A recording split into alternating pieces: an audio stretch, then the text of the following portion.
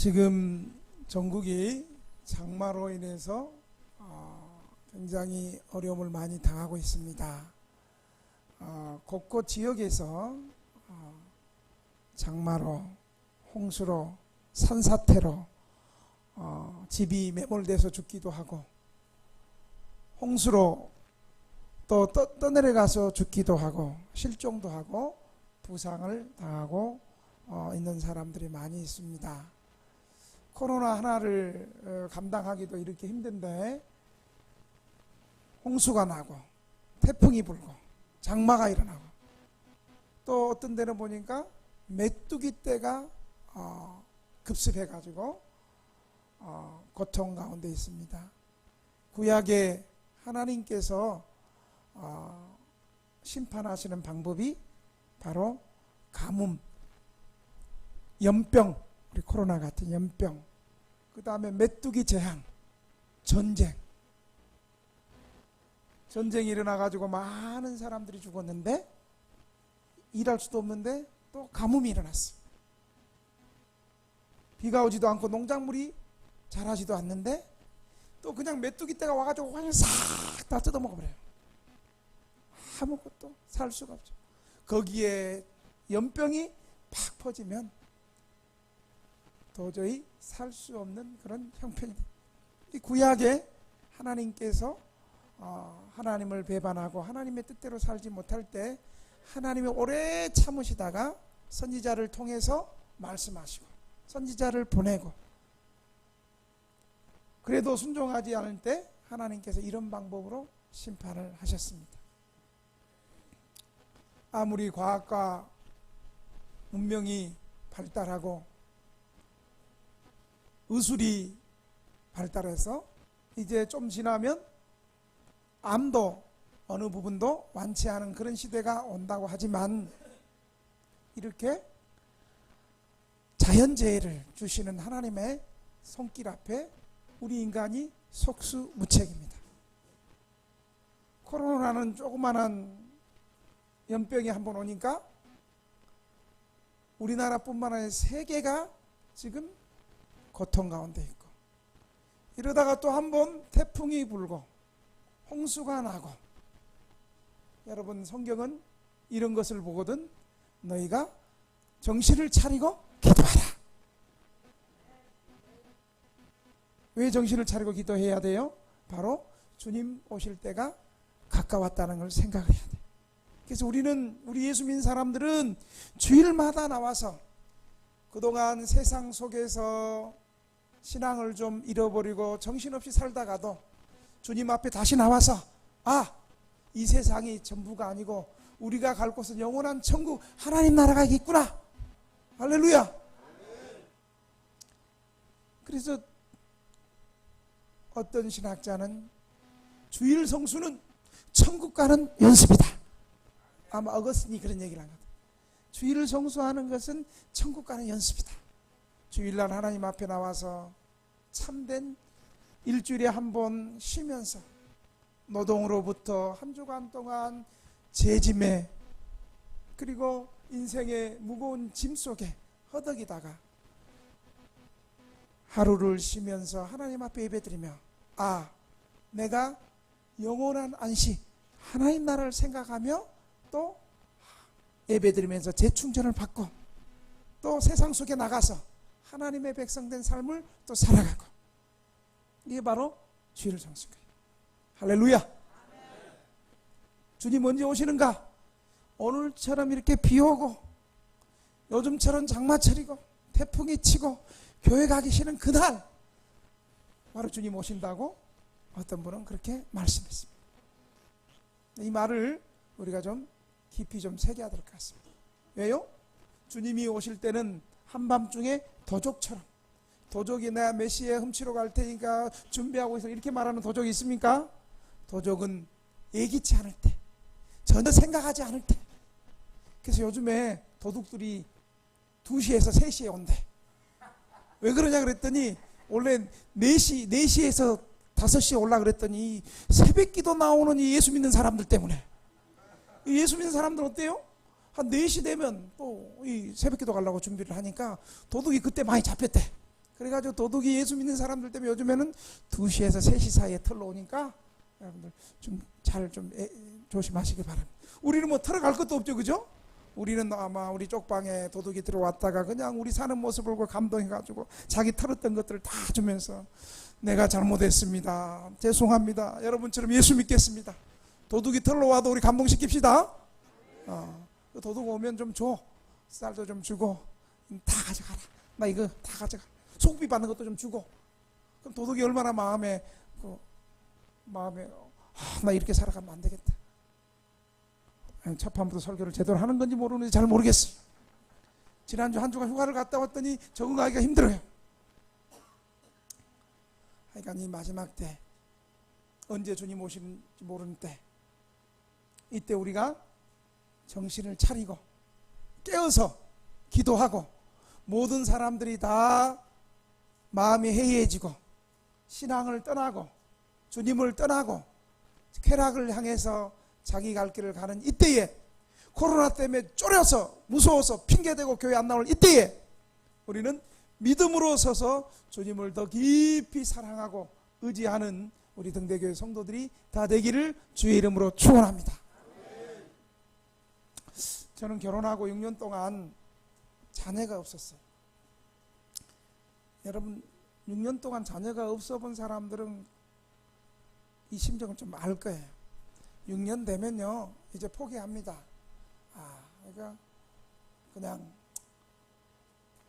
우리 부부가 둘이 재밌게 살아야 되겠다. 주변 사람들도 묻지도 못해. 이제 애는 언제 있냐 묻지도 못해. 그런데 저희도 자녀를 위해서 계속 기도했어요. 제가 당시 교육전사로 있었던 교회에서도 목사님과 사모님과 교인들이 굉장히 자녀를 위해서 기도 많이 했어요. 6년째 되는 해에 어느 날 봄 신방 때 목사님 부부가 저희 교회, 저희 집에 신방을 왔어요. 신방을 와서 갑자기 신방 수첩을 딱 꺼내더니 이름을 김사무엘 딱 적더니 이 집에 하나님께서 자녀를 주실 줄로 믿습니다. 그때 저희 부부도 믿음으로 아멘 하고 화답을 했어요. 그리고 한 달 후에는 한 6월 달쯤 신방을 오신 것 같은데, 한 달 후에는 이제 제가 교육전사로 있었기 때문에 중고등부 수련회를 가야 될 시점이에요. 그래서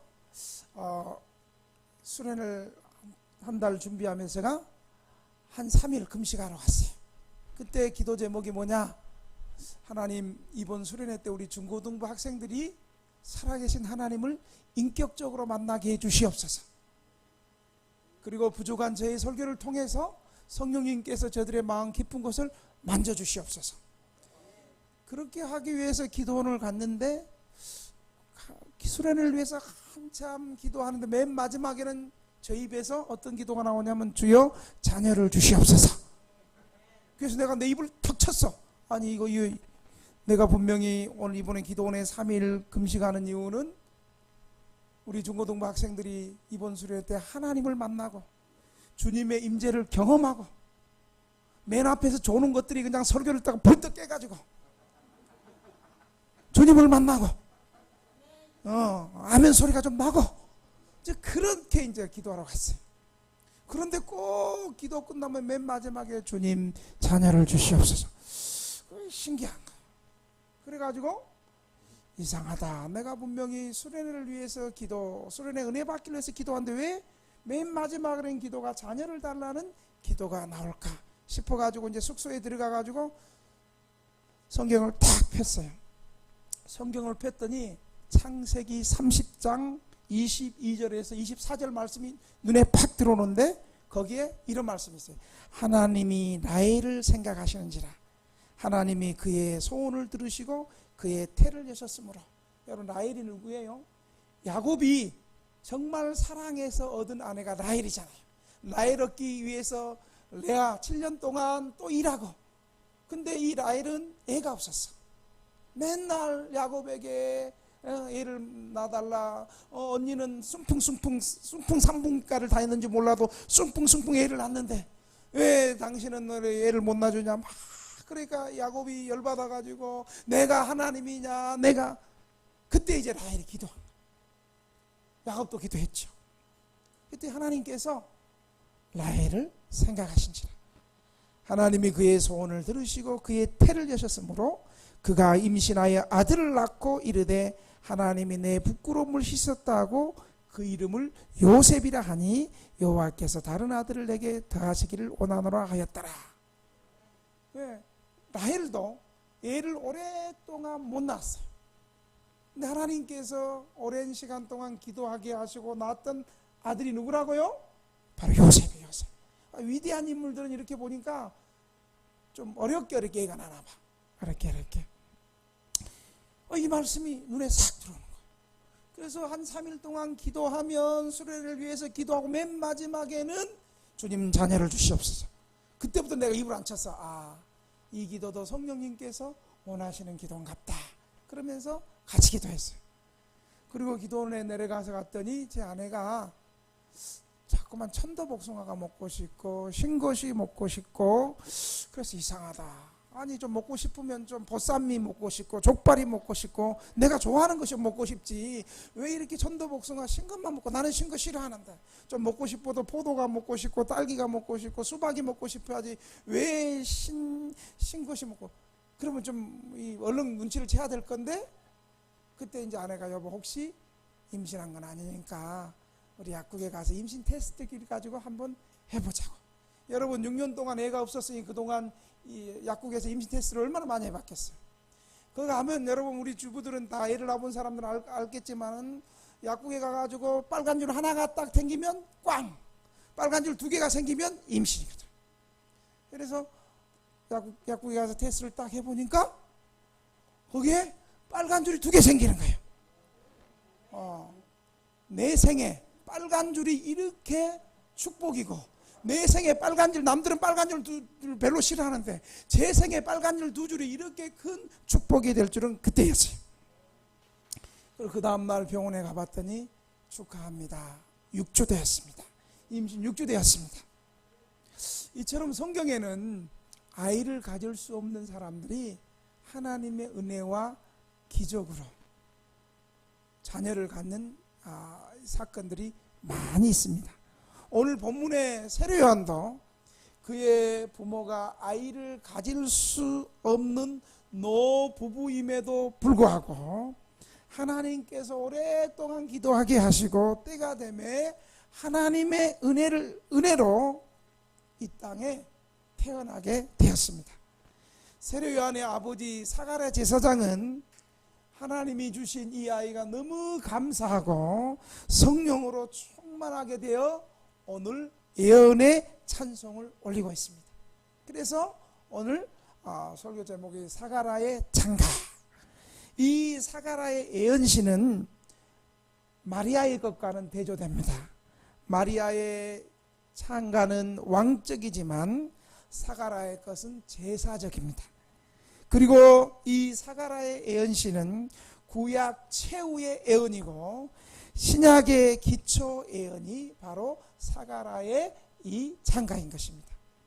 그래서 이 예언시의 이름을 옛날부터 베네딕투스, 다시 말하면 찬미하다, 찬미받다, 거룩하시도다라고 한 것입니다. 이 베네딕투스라는 이 예언, 사가랴의 예언시는 어떤 예언의 내용이냐, 바로 죄인을 구원하시는 하나님의 은혜에 대한 찬양신가요. 죄인을 구원하시는 하나님의 은혜. 이 사가랴의 창가는 한 3가지로 말해주고 있어요. 첫째로 메시아, 하나님의 아들 메시아 구원자를 보내주신 구원의 은혜를 찬송하고 있는 거예요. 우리 69절 한번 읽겠습니다. 69절 시작. 우리를 위하여 구원의 뿔을 그 종 다윗의 집에 일으키셨으니.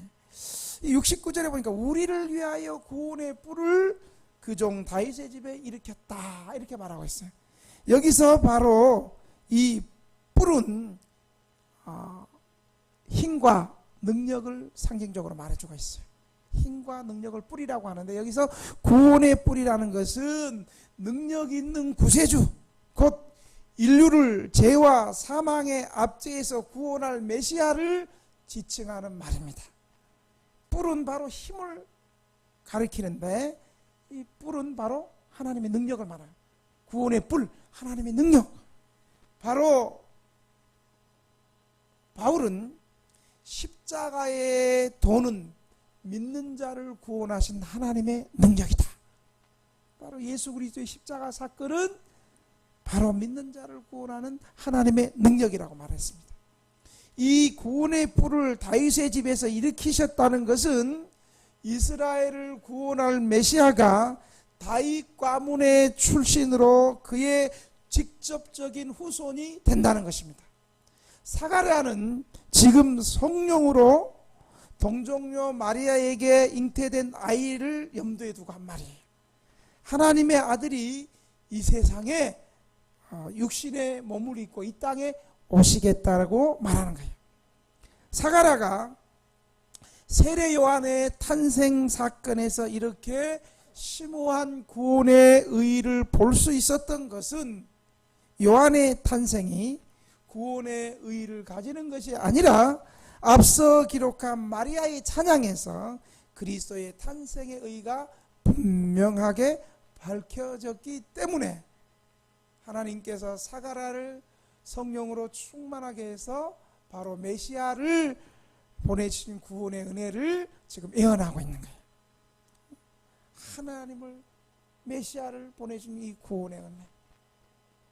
하나님께서 예수님을 이 땅에 보내주지 않았다면 인류는 소망 없이 죄 가운데서 어둠 속에서 소망 없이 죽어야 되는데 우리 하나님께서 예수님을 하늘의 높은 보좌를 버리시고 우리를 구원하기 위해서 이 땅에 사람의 모습으로 직접 찾아오셨다는 사실을 여러분 믿으시기 바랍니다. 두 번째로 이 사가랴의 이 상가는 구원의 성격이 무엇인가를 보여주고 있어요. 구원의 성격이 하나님이 어떤 사람을 구원해 주시냐면 의인을 불러 구원하는 것이 아니라 죄인을 불러서 용서해 주심으로 구원하시는 하나님의 은혜와 긍휼에 대해서 말씀해 주고 있어요. 여러분 77절 같이 읽어봅시다. 시작. 주의 백성에게 그 제사함으로 말미암은 구원을 알게 하리니. 주의 백성으로 제사함을 알게 하는 구원을 알려준다는 거예요. 여러분 우리는 구원받을 사람 생각하면 왠지 우리하고는 좀 거리가 먼 사람, 특별한 사람이 구원받을 거라고 생각을 해요. 다시 말하면 율법을 잘 지키고 오랫동안 종교생활을 잘하고 교회에서 헌금생활도 잘하고 의롭게 살고 헌신하고 이런 사람이 구원받지, 율법을 지키지 못하고 종교생활도 못하고 가난해서 헌금도 못하고 죄 많이 짓고 악하게 살고 하나님과 거리가 절대 먼 죄인들은 절대 구원 못 받을 것이라고 생각하고 있습니다. 그렇게 생각하는데 예수님께서 그렇게 생각하는 사람들에게 정반대의 복음을 선포하고 계세요. 마태복음 9장 13절에 이렇게 말하고 있어요. 우리 같이 한번 읽어봅시다. 마태복음 9장 13절 시작. 너희는 가서 내가 긍휼을 원하고 제사를 원하지 아니하노라 하는 뜻이 무엇인지 배우라. 나는 의인을 부르러 온 것이 아니라 죄인을 부르러 왔노라 하시니라. 아멘. 여러분 이 천천히 다시 한번 읽어봅시다. 이 말씀의 의미가 어떤 말씀인가. 시작. 너희는 가서 내가 긍휼을 원하고 제사를 원하지 아니하노라 하신 뜻이 무엇인지 배우라. 나는 의인을 부르러 온 것이 아니요 죄인을 부르러 왔노라 하시니라. 아멘. 예수님이 긍휼을 원하신다는 거예요. 긍휼이 뭐예요? 죄인을 불쌍히 여기는 거예요. 의인을 사랑하고 의인만 사랑하는 것이 아니라 우리 주님의 마음은 죄인들을 불쌍히 여기는 것이죠. 그래서 주님은 이렇게 예배를 드리는 데에서도 예배 드렸다, 예배 다 드렸다, 이것이 아니라 예배 가운데 하나님께서 예배에 참여하는 사람을 불쌍히 여기시고, 특별히 예배에 참여하는 죄인들을 용서해 주시고 사랑해 주시고 불쌍히 여기시고, 하나님이 이런 제사를 원한다는 거예요. 아무리 예배 잘 드려도 불쌍히 여기는 마음이 없고, 하나님을 사랑하는 마음이 없고, 서로를 불쌍히 여기는 마음이 없고, 용서하는 마음이 없고, 하나님 그런 어떤 예배, 형식적인 예배, 우리 예수님 원치 않는다는 거예요. 정말 예배 가운데 용서함이 있고, 예배 가운데 회개가 있고, 예배 가운데 제사함이 있고. 그래서 예수님께서는 뭐라고 얘기해요? 나는 의인을 부르러 온 것이 아니요 죄인을 부르러 왔노라. 마가복음이나 다른 성경에 보면 나는 의인을 부르러 온 것이 아니라 죄인을 불러 회개시키러 왔노라. 그러니까 죄인을 부르러 오셨다.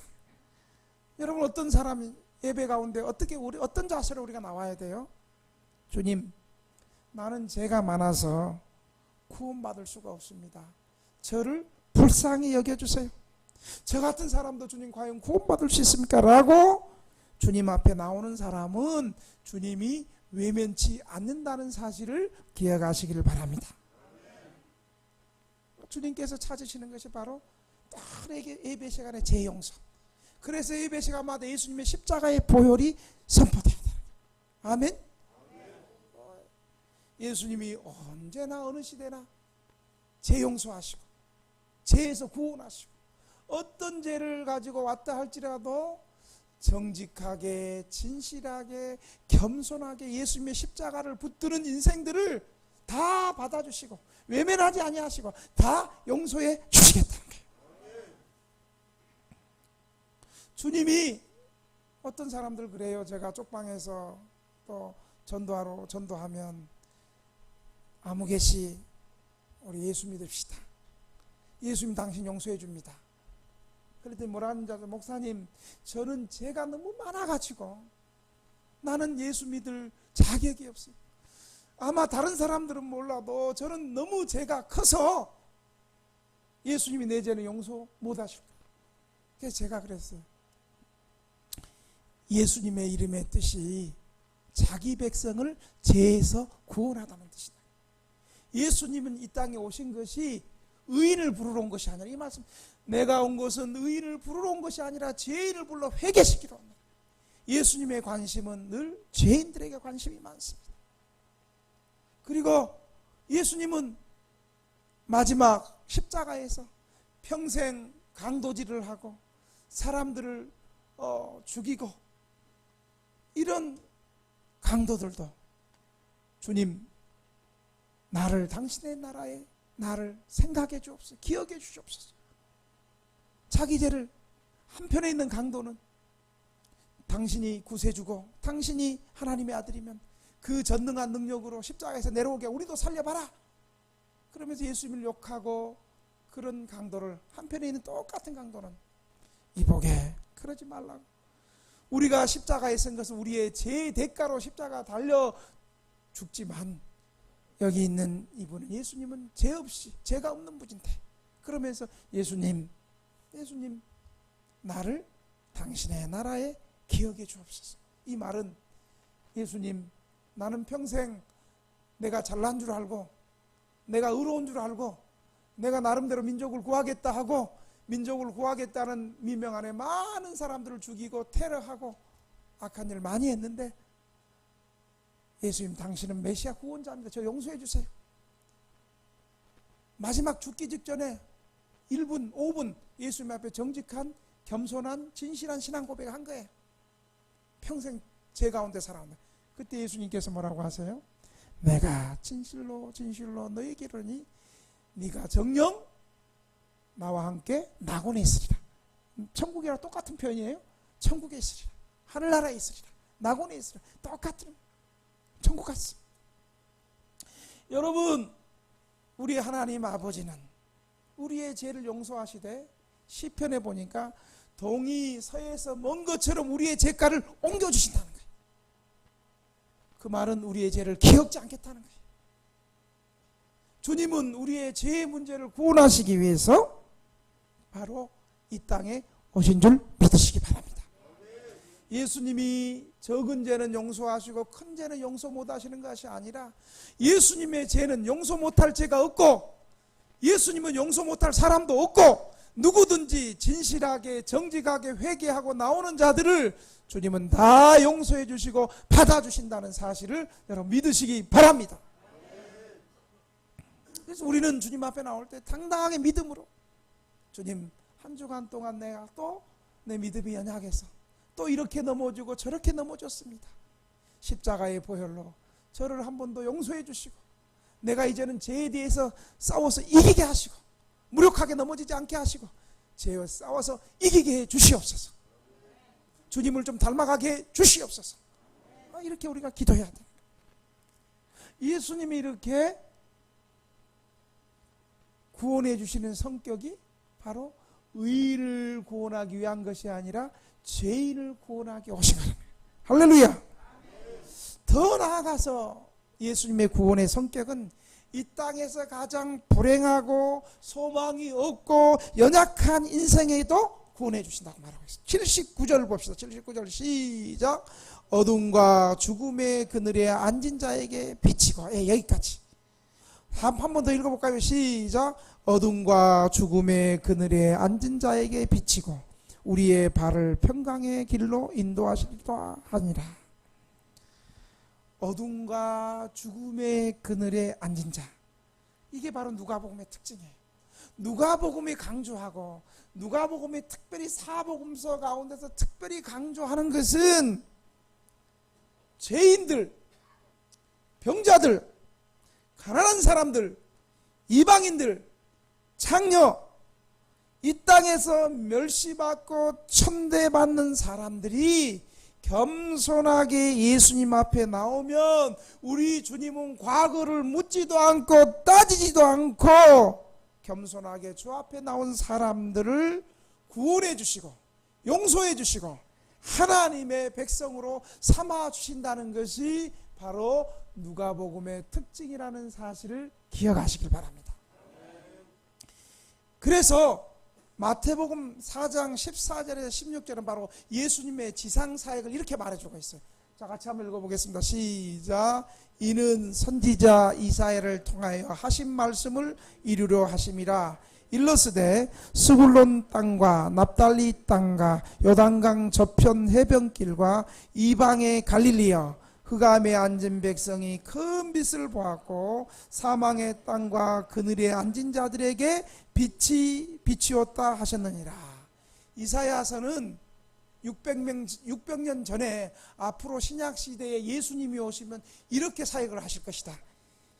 예수님의 사역이 어떤 사역이냐면 성전이 있는 화려한 예루살렘, 이스라엘의 수도 성전이 있는 예루살렘, 성전이 있고 정치, 경제, 문화, 교육의 중심지인 화려한 예루살렘에서 예수님이 복음 사역하시는 것이 아니라 오히려 예루살렘에서 밀려나고 쫓겨나고 빚 때문에 쫓겨나고 경제적으로 가난해서 그 화려한 도시에 살 수 없어가고 쫓겨나고 그리고 질병 때문에 도시에서 쫓겨난 사람들, 정신적으로 육체적으로 경제적으로 어떤 여러 가지 아픔 때문에 사회적으로 화려한 예루살렘에서 살 수 없어가고 쫓겨나고 밀려간 것이 바로 이방의 갈릴리. 이 이방의 갈릴리는 바로 적경지, 이방의 적경지.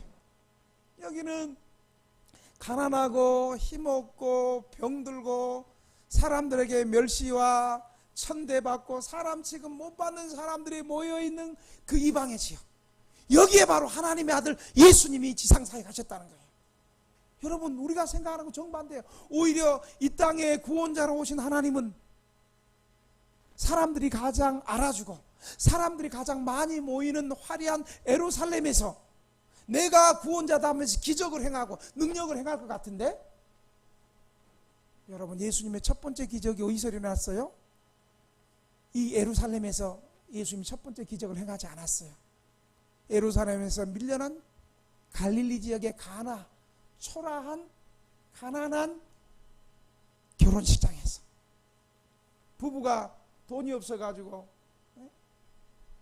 결혼식장에 많은 축하객들하고 포도주가 떨어져가지고 이 포도주 기쁨의 잔 포도주가 떨어져가지고 이 포도주 떨어지면 이제 이 가난한 부부가 망신을 당하고 수치를 당하는 그때에 예수님께서 물로 포도주를 만드는 위대한 기적을 가장 초라하고 힘없고 가난하고 약한 사람들을 위로하는데 첫 번째 기적을 예수님 사용하셨다는 사실을 믿으시기 바랍니다. 우리의 생각과 달라. 우리는 내가 구세주다, 내가 하나님의 아들이다 그러면 좀 대골 같고 화려한 성전이 있는 곳에 자기 자신을 과시하고 그럴 것 같은데, 예수님은 세상 사람들이 몰라줘도, 높은 사람들이 몰라줘도, 왕이 몰라줘도, 권력의 사람들이 몰라줘도, 많이 배운 사람들이 몰라줘도 가난하고 멸시받고 천대받는, 여러분 어쩌면 우리 쪽방 주민들처럼 쪽방에도 들어올 수 없는 가난한 우리 노숙인들, 이런 사람들을 향해서 우리 예수님이 구원을 펼치시고 그런 사람들의 친구가 되어주시고 그런 사람들의 눈물을 닦아주시고 위로해 주시고 우리의 연약한 무릎을 일으켜 주신다는 사실을 믿으시기 바랍니다. 예수님이 하신 일들은 영적으로 어두움과 사망의 그늘에 앉아있는 사람들의 질병을 치료하고 귀신 들린 자들의 귀신을 쫓아내고 죄인들을 용서하고 그들을 하나님의 자녀로 회복시키는 것입니다. 바로 이것이 메시아가 그의 백성들에게 베풀 구원의 성격이었습니다. 이 사가랴의 찬양 속에는 바로 예수님의 구원이 이런 것이다를 강조하고 있는 것입니다. 할렐루야. 하나님은 약하고 힘없고 가난한 사람들을 절대 외면하지 아니하시고 우리를 구원해서 제외시키지 아니하시고 구원받을 수 있도록 하나님이 이렇게 기회를 주시고 열려있다는 사실을 여러분 믿으시기 바랍니다. 마지막으로 이 사가랴의 찬양 속에는 구원의 목적이 무엇인가를 가르쳐주고 있어요.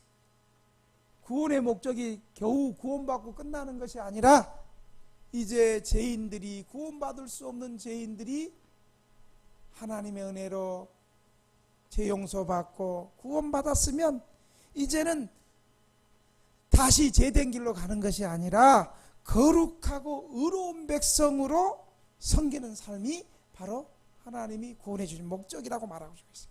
75절 한번 볼까요? 75절 시작. 종신토록 주의 앞에서 성결과 의로 두려움이 없이 섬기게 하리라 하셨도다. 예, 우리를 구원해 주신 목적이요, 종신토록, 영원토록 주님 앞에서 성결하게 산다는 거죠. 거룩하게 산다는 거죠. 성결과 의로움과 두려움이 없이 살게 하는 것이다.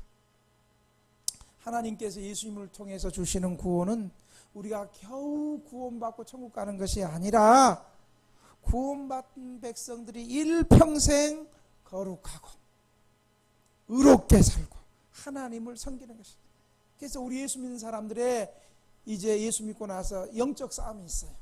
예수 믿기 전에는 뭐 죄가 뭔지도 모르고 그냥 죄된 곳을 향해서 달려가고 먹고 싶은 거 마음대로 먹고 가고 싶은 대로 가고 하고 싶은 것도 하고 이렇게 죄 가운데 살아도 그게 죄인 줄 몰랐어요. 그런데 예수님의 십자가의 보혈로 우리가 죄 용서 받고 보니까, 하나님의 말씀 앞에 보니까 이제 내가 과거 예수님 믿지 않을 때는 죄를 죄인 줄 모르고 그렇게 죄 가운데 살았지만 이제 예수님의 피로 거룩하게 된 우리가 하나님이 성전이 되었는데 내 안에 성령님이 계시고 내 몸이 하나님의 성전이 되었는데, 아멘. 이 성전이 꼭 예배당을 말하는 게 아니에요. 예수 믿는 성령께서 오시고 우리가 이제 하나님의 성전이 되었어. 너희는 왕같은 제사장이에요. 우리가 이제 제사장이 되었어. 우리가 성전이 되었어. 그래서 예수 믿는 사람들이요, 죄 지면 똑같이 죄 짓는 세상 사람들, 예수 믿는 사람은 그러면 어떻게? 바로 그 말이에요. 왜냐하면 예수 믿고 나면 바로 우리가 너희는 빛이요 소금이라고. 세상에서 어두움 죄악을 향해서 빛을 밝히고, 그리고 참 소금처럼 짠맛을, 싱거운 곳의 짠맛을, 소금의 역할을 감당하는, 부패하고 더러운 곳에 소금의 역할처럼 부패를 방지시키고, 많은 사람이 타락하는 곳에, 예수 믿는 곳 사람들이 있는 곳마다 비리 많은 곳에 예수 믿는 사람이 앉았더니 정직하고 의로움이 나타나고 말이죠. 역시 예수 믿는 사람들이 많이 사니까 정말 사람 사는 정말 세상 좋다. 할렐루야. 그렇게 살아가는 거예요. 정신토록 주님 앞에서 성결과 의로움과 두려움이. 그래서 여러분 이제 예수 믿으면 첫째로 해야 될 일이 말을 진실하게 해야 돼. 우리가 거짓말 하던 거 이제 좀 없애야 돼요. 정직해야 돼. 네? 이게 윤리적인 측면에서 말하는 것이 아니라 예수 믿는 사람들의 속성이에요. 속성. 정직하게. 여러분 정직한 게 가장 좋은 거예요. 사람 실수할 수 있거든요. 예, 목사님 제가 잘못했습니다. 정직하게 말하면 끝이요. 이거 어떻게 그런 말을 할 수 있냐고. 거짓말 그렇게 묻거나 따지지 않아요. 예수님 앞에 정직하게 잘못을 인정하면 주님 용서해 주시고, 하나님 용서가 있고, 회개하고 하나님 용서가 있고, 정식도록 주님 앞에서 성결과 의로움과 두려움이 없이 섬기게 합니다. 여기서 말하는 두려움은 이방 신전에 나오는 것처럼 신 앞에 나오지 않으면 막 재앙이 임할 것 같고 저주가 임하는 공포를 말하는 것이 아니에요. 주일날 교회 안 가면 저주를 받을 것 같고, 주일날 교회 안 나와가지고 배 타다가 유람선이 확 무너질 것 같고, 이런 두려움 때문에 어쩔 수 없이 주일 성수하는 것이 아니라, 나 같은 사람을 구원하여 주신 하나님의 은혜와 사랑이 너무 감격하고 감사해서, 하나님이 너무 좋아서 주일이 막 기다려지고, 할렐루야. 주일이 기다려지고 목사만 기다려지는 거예요? 여러분도 기다려지죠? 맞아요? 네. 주일이 막 기다려지고, 주님이 너무 좋고, 막 교회 나오시고, 할렐루야. 여기는 그런 것 같아. 뭐 옛날엔 코로나 때문에 그냥 예배당에 가득 가고 저쪽에도 쉼터도 막 차고 막 그랬을 때는 다 정말 주님이 좋아서 나오는 줄 알았는데, 코로나 하면 탁 터지니까 이게 진짜 신자와 가짜 신자가, 알곡과 가라지가 탁 이렇게.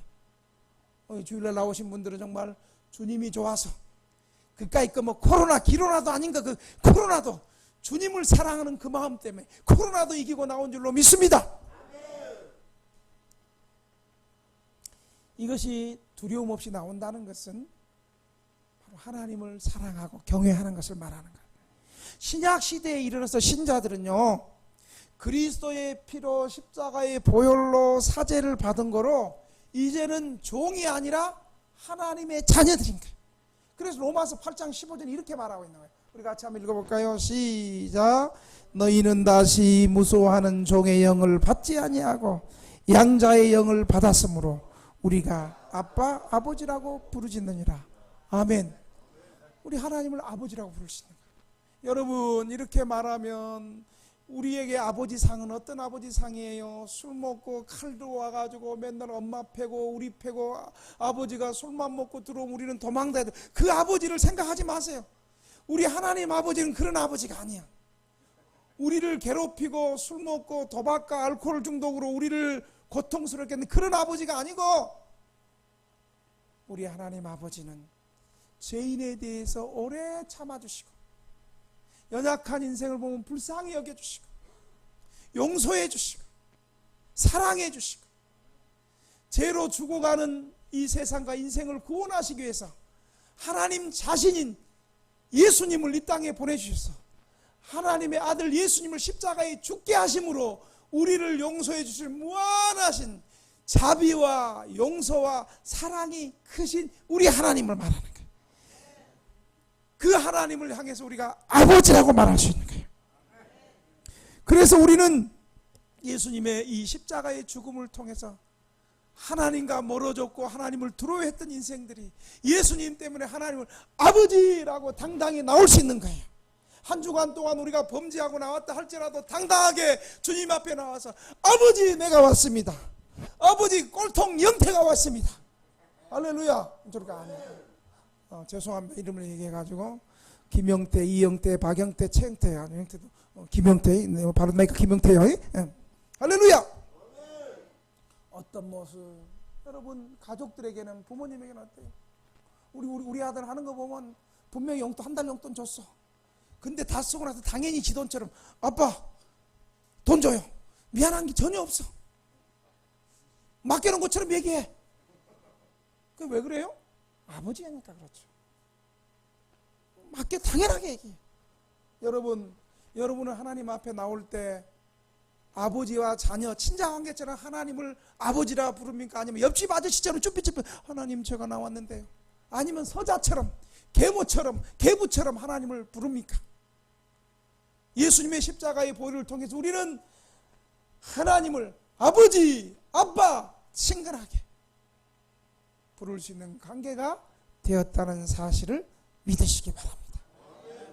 그래서 우리는 하나님을 거룩함과 의로움으로 두려움 없이 섬기는 것이, 위로는 하나님 앞에 헌신하고 아래로는 우리 사람들 앞에 사람들을 섬기며 사랑하기 위해서 우리 예수님이 구원해 주셨다는 사실을 믿으시기 바랍니다. 그래서 우리가 구속받은 목적이 궁극적으로 하나님을 더 잘 섬기는 것. 하나님 우리를 사랑해 주시고 죄인들을 구원해 주시고 용서해 주시고 나를 용서해 주신 그 하나님 은혜가 너무 감사해서 위로는 하나님을 더 잘 섬기고 아래는 우리 인생들을 사랑하고 서로 헌신하고 그렇게 살아가는 것이 바로 하나님의 구원하신 목적이 일평생 거룩하고 의로운 백성으로 살아가는 삶이라는 사실을 여러분 기억하시길 바랍니다. 이 사가라의 창가에서 우리 하나님 아버지의 구원이 이렇게 위대하고 죄인들을 받아주시고 죄인된 우리가 하나님을 섬길 수 있는 은혜의 자리로 나보다 더 잘나고 똑똑하고 많이 배우고 돈 많고 유명인들 많은데 그 사람 말고 바로 부족한 우리에게 구속의 은혜를 주셔서 우리를 구원해 주실 뿐만 아니라 하나님을 평생 섬길 수 있는 은혜와 특권과 기회를 주신 이 하나님을 찬양하는 저와 등대교회 성도들이 되시기를 주님의 이름으로 축원합니다. 기도하겠습니다. 하나님 아버지, 사가라를 통해서 사가라의 찬양을 통해서 이 땅에 예수님을 보내신 구원의 은혜를 찬양하게 하심을 감사합니다. 주님이 구원하신 구원의 성격이 잘나고 똑똑하고 의로운 사람들만을 구원하신 것이 아니라 죄인들을 구원하여 주시고 더 불행하고 영적으로 눌려있고 어두운 연약한 백성들을 구원하시는 하나님의 그 사랑을 우리로 깨닫게 해 주시옵소서. 우리가 이 큰 구원의 은혜를 입었사오니 이제는 일평생 하나님을 잘 섬기는 거룩한 백성이 되게 하여 주시옵소서. 예수님의 이름으로 기도합니다. 아멘.